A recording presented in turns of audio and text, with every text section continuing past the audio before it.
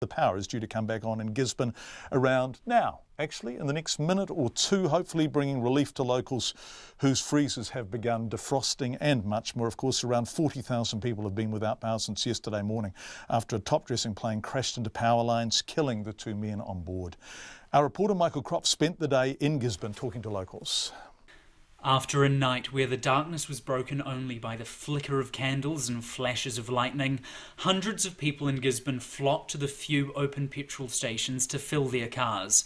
Besi Ngawati is queuing at a Caltex. There has been lines for petrol for the last, I'd say, 12 hours at least, or maybe 14.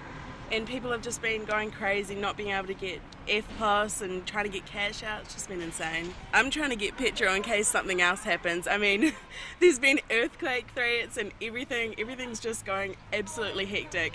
At a nearby Challenge service station, the owner, Rajesh Mehta, says he was lucky to get a generator from Hawke's Bay last night. But at Mr Mehta's other shop, Makaraka Veggies, he wasn't so lucky. I lost stock in my other business where we could not arrange a generator. And how much have you lost there? Tens of thousands of dollars. Because it's all chilled and perishable stock, fresh and frozen stuff here. Mr Mehta says he's not happy that there's just one set of power cables supplying the small city. In town, a rapid relief team is serving sausages, coffee and water. Gareth Vigis is leading the effort. In times it has been crazy. Probably since about 8 o'clock it's been pretty full on, yeah. That's 8 o'clock this morning? 8 o'clock this morning, yes, yeah. And you set up for a short time last night? We set up last night as soon as we could get the trailer here, we'd have liked to have had it here earlier, but we couldn't. Decided to, as soon as we knew the power wasn't going to be on this morning, we decided to do more today. Mari Edmonds is there with 13 family members, including her 6 children. We're blessed, really. There's no words that can explain how grateful we are and how amazing it is that people like them can come and stand out here and do for us, like us. In Wainui, a beachside suburb, there's a steady queue at a 10,000 litre water tanker. Phil Yo is filling up 3 containers. The water systems around here are all done through a pump. A few people have gravity-fed systems, but we're a pump from a tank, so yeah, we basically need to fill up and get stuff for the toilet and the potable water for drinking and stuff.